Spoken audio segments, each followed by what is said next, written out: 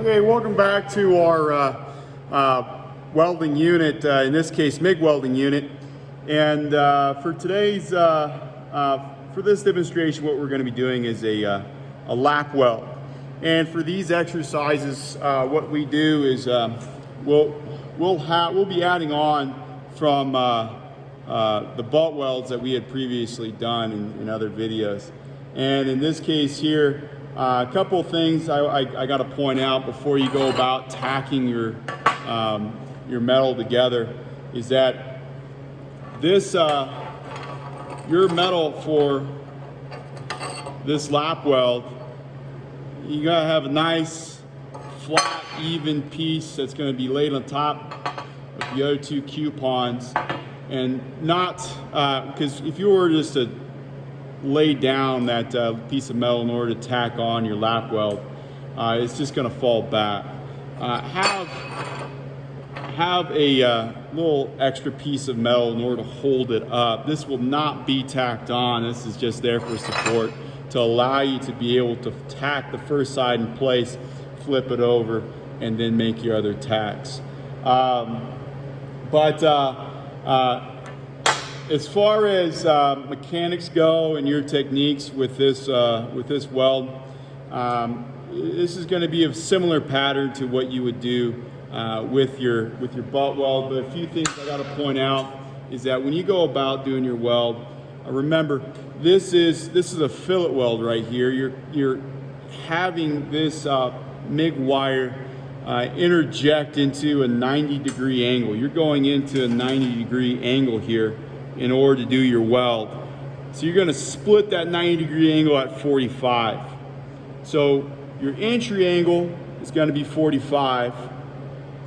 Your travel angle, I'll keep it, I'm not going to tilt it 45 degrees as I'm creeping across, but I'll have it closer, just off from 90 going into that lap weld.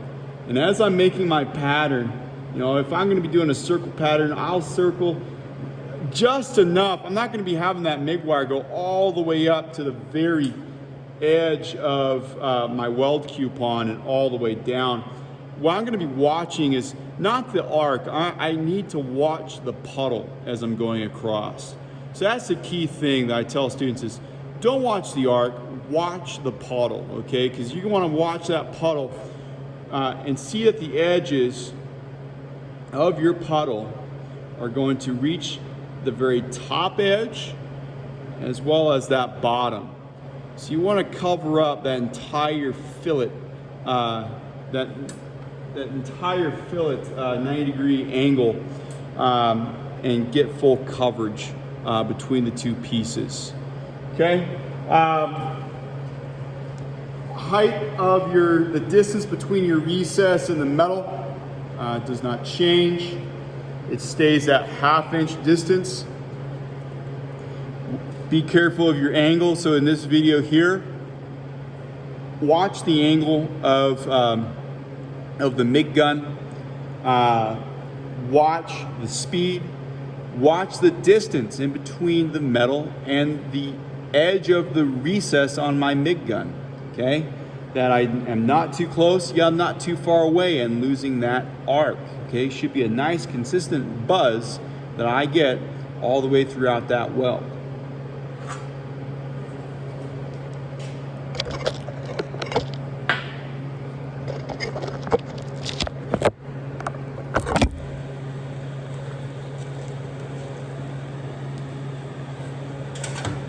And of course,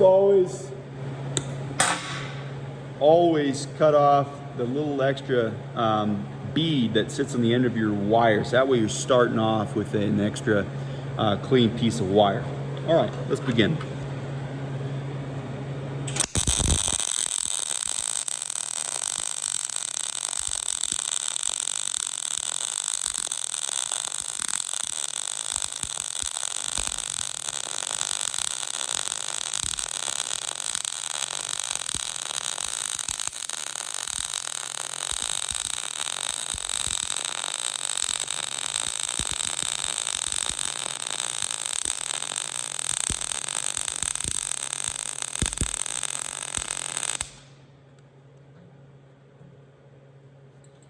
Okay,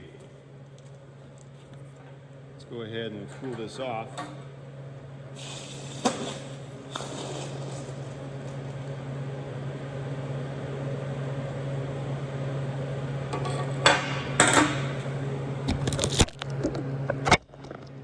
All right, so there's my lap weld.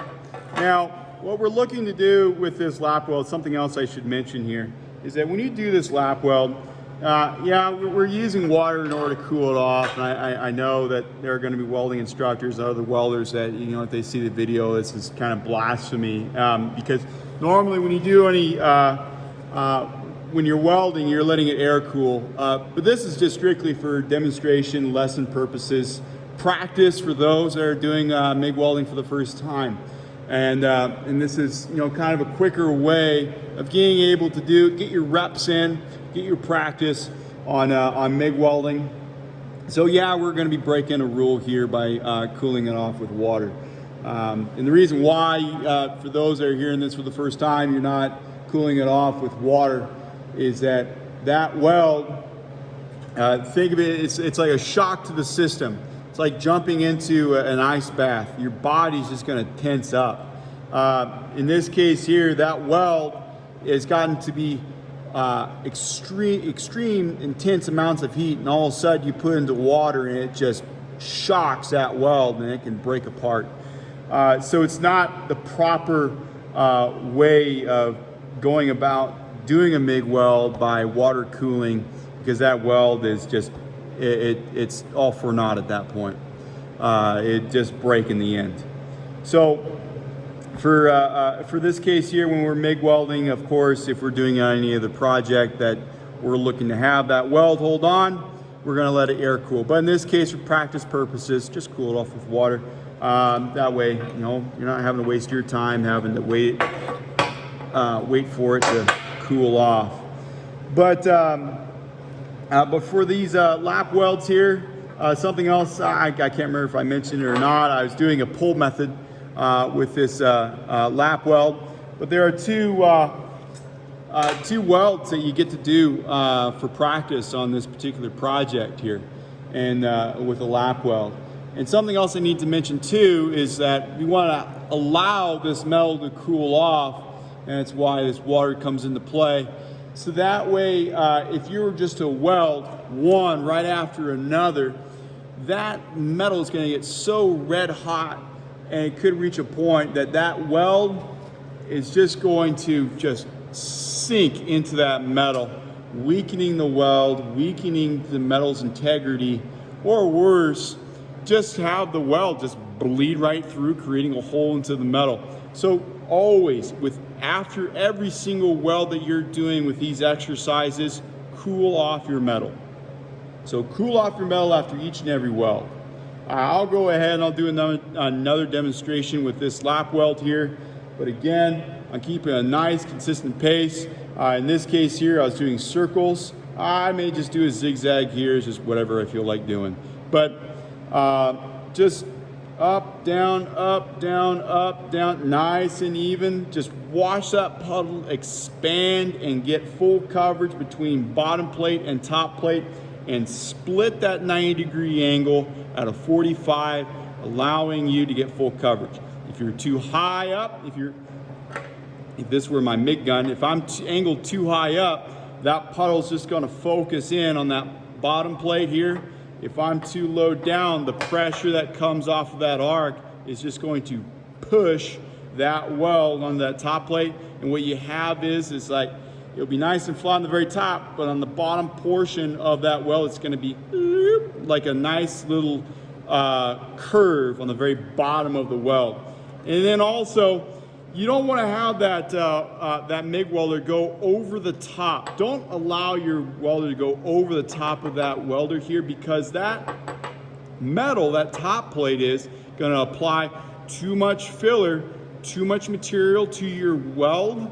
And what that'll do is same thing. It'll have a nice little curve at the very bottom of your weld, not getting enough penetration into that bottom plate.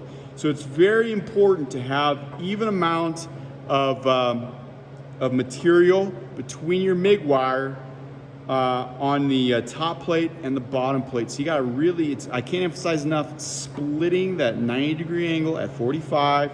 Just keep that MIG welder right there in the middle. Do not overemphasize those circles by making them too big and going over that top plate. We don't want to go over that top plate, okay? We just want to keep it just relatively small and nice and smooth. And don't have an erratic movement either. Just have it nice and easy. You're massaging that puddle, or for those Happy Gilmore fans, tap it in. Just tap, tap, tap-a-roo, okay? Just nice and easy, nice and smooth.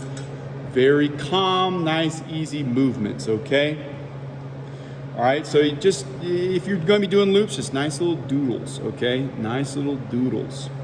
Very nice, easy, smooth, slow process. So I'll go ahead and I'll do another weld for you. Lap weld, another pull method. This is another pull method weld. Actually, before I put on my gloves, let's go ahead and flip the shade.